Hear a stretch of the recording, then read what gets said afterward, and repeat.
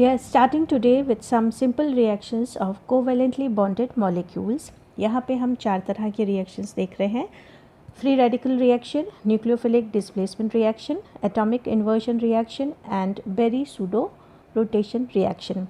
Free radical reaction जैसे कि हम समझ सकते हैं ऐसे जिसमें कि फ्री रेडिकल की वजह से कोई रिएक्शन हो रहा हो. सनलाइट के अंदर जो शॉर्ट वेवलेंथ्स है वो सबसे पहले इनिशिएट करते हैं फ्री रेडिकल रिएक्शन को इन दी एटमॉस्फेयर, जिसके अंदर हम एग्जांपल ओजोन डिप्लीशन रिएक्शन से समझ सकते हैं. एटमॉस्फेयर के अंदर ऑक्सीजन जो है वो यूवी रेडिएशन को एब्जॉर्ब करती है, जिसकी वजह से ऑक्सीजन का मॉलिक्यूल ब्रेक डाउन होता है into 2 free radical oxygen atoms, और ये ऑक्सीजन एटम उसके बाद फिर कंबाइन करते हैं वापस ऑक्सीजन मॉलिक्यूल के साथ to form an ozone. So this is the reaction कि ऑक्सीजन जो है वो एक मॉलिक्यूल एक एटम के साथ में रिएक्ट करता है जिसके साथ ओजोन का मॉलिक्यूल फॉर्म होता है. ओजोन जो यहाँ पे हमारा बना उसके बाद ये लॉन्गर वेवलेंथ को एब्जॉर्ब करता है, जिसकी वजह से ओजोन मॉलिक्यूल वापस ब्रेक डाउन होते हैं into oxygen molecule and oxygen atom. तो इस तरह से एक डायनामिक इक्विलिब्रियम स्टैब्लिश हो जाता है जहाँ पे ये प्रोसेस जो है वो रिपीट होता रहता है. ओजोन बनता है और ओजोन वापस ब्रेकअप हो जाता है. उसमें ओजोन की लेयर को डिस्ट्रक्ट या डिस्ट्रॉय करने के लिए बहुत से एटमॉस्फेयर के अंदर फ्री रेडिकल्स भी एग्जिस्ट करते हैं. नाइट्रिक ऑक्साइड, हाइड्रोक्सिल आयंस है, क्लोरो मोनोऑक्साइड्स हैं. ये सारे के सारे जो है वो ओजोन लेयर को डिस्ट्रॉय करते हैं. इसके अलावा फिरॉन्स यानी जिनको हम क्लोरोफ्लोरोकार्बन्स भी कहते हैं, ये भी बहुत से फोटोकेमिकल डिसोसिएशन रिएक्शंस शो करते हैं, जिसकी वजह से एटमॉस्फेरिक ओजोन लेयर डिप्लीट होती है. अगला reaction that is nucleophilic displacement reaction. इसको हम 2 मैकेनिज़म्स यहाँ पे हम पढ़ते हैं. पहला SN1 मैकेनिज़्म और दूसरा SN2 मैकेनिज़्म. SN1 मैकेनिज़्म को हम यूनिमोलिकुलर न्यूक्लियोफिलिक सब्स्टिट्यूशन भी कहते हैं. इसके अंदर जो रिएक्टेंट है वो डिसोसिएट होता है और एक केटायन बनाता है. यहाँ पे हम स्ट्रक्चर से भी समझ सकते हैं कि ये हमारा रिएक्टेंट है और इस रिएक्टेंट में जो लिविंग ग्रुप है वो यहाँ से ब्रेकअप होकर के यहाँ से निकलता है और इसकी वजह से एक केटायन बनता है और इसके ऊपर फिर एक इनकमिंग न्यूक्लियोफाइल अटैक करता है, जिसकी वजह से प्रोडक्ट बनता है. न्यूक्लियोफाइल का अटैक किसी भी साइड से हो सकता है, फ्रॉम द फ्रंट और from the back. SN2 mechanism को हम बायोमोलिकुलर न्यूक्लियोफिलिक सब्स्टिट्यूशन कहते हैं.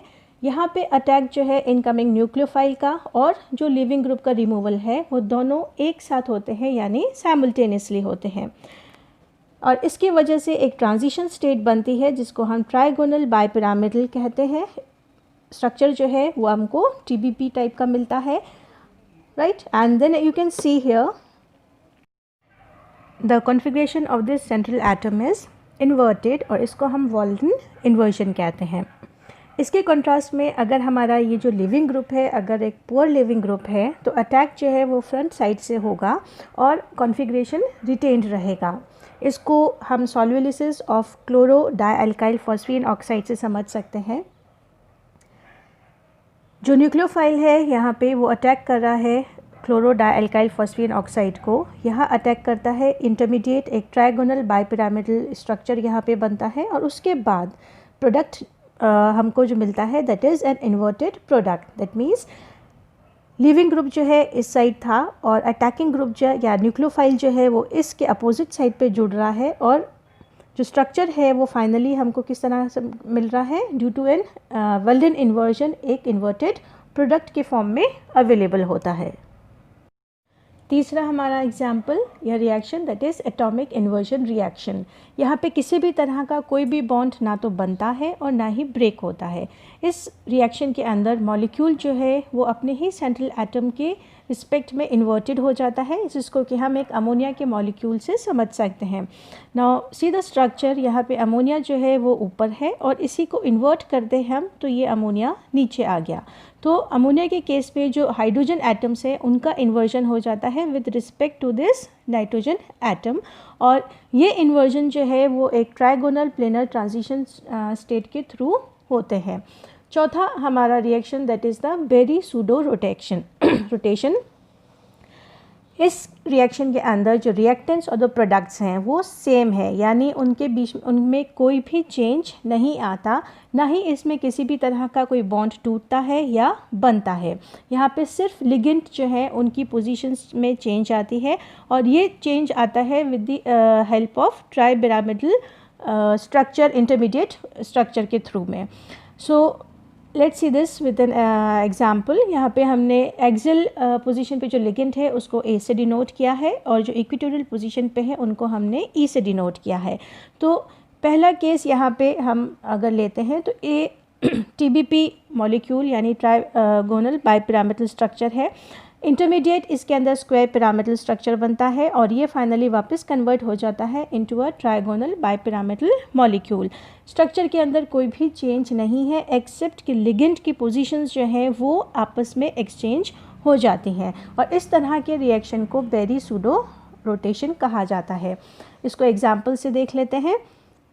यहाँ पे PF5 के बजाय हमने यहाँ पे एक मिथाइल ग्रुप रखा है टू अंडरस्टैंड इट। F1 और F4 जो है वो एक्सियल पोजीशन पे है, जो आफ्टर द रिएक्शन और इंटरचेंज इक्वेटोरियल पोजीशन पे आ जाता है। तो TBP structure through the square planar intermediate structure converts into a new TBP structure, और ये है बेरी सूडो रोटेशन। इस TBP, SP और TBP इंटरकन्वर्शन की वजह से एक्सियल और इक्वेटोरियल फ्लोरीन जो है उनका एक्सचेंज काफ़ी फास्ट होता है, और कुछ मॉलिक्यूल्स यहाँ पे जो एक्सचेंज जो है वो स्लो होता है अगर हम टेम्परेचर को कम कर दें। दिस मीन्स कि अगर बेरी सूडो रोटेशन रिएक्शन में अगर टेम्परेचर कम कर दिया जाए तो ये रिएक्शन भी स्लो हो जाता है। अब PCl5 या PF5 के अंदर अगर एक फ्लोराइड को रिप्लेस हम कर देते हैं अल्काइल ग्रुप के साथ में, या उससे ज़्यादा को रिप्लेस करते हैं, तो हमको स्ट्रक्चर मिलेगा CH3N और PF5-N। अगर एक सिंगल CH3 ग्रुप को हम रिप्लेस करते हैं फ्लोराइड एटम के साथ में तो हमको मिलता है CH3PF4। यह मिथाइल ग्रुप जो है वो इक्वेटोरियल पोजीशन को ऑक्यूपाई करेगा, और एक्सियल और इक्वेटोरियल फ्लोरीन के बीच में रैपिड एक्सचेंज पॉसिबल होता है अगर मिथाइल ग्रुप जो है वो E1 पोजीशन पे है। सेकेंड, अगर हम दो मिथाइल ग्रुप्स को यहाँ पे फ्लोरीन के बदले रिप्लेस कर देते हैं और ये दोनों पोजीशन इक्वेटोरियल पोजीशंस पे जाता है, तो उस केस के अंदर मॉलिक्यूल जो है वो रिजिड होता है। दैट मीन्स फ्लोरीन आयंस के बीच में जो एक्सचेंज है वो नहीं हो पाता। 6 कोऑर्डिनेट केलेट कंपाउंड्स के केस के अंदर बेरी सूडो रोटेशन को बेलर्स ट्विस्ट के नाम से जाना जाता है।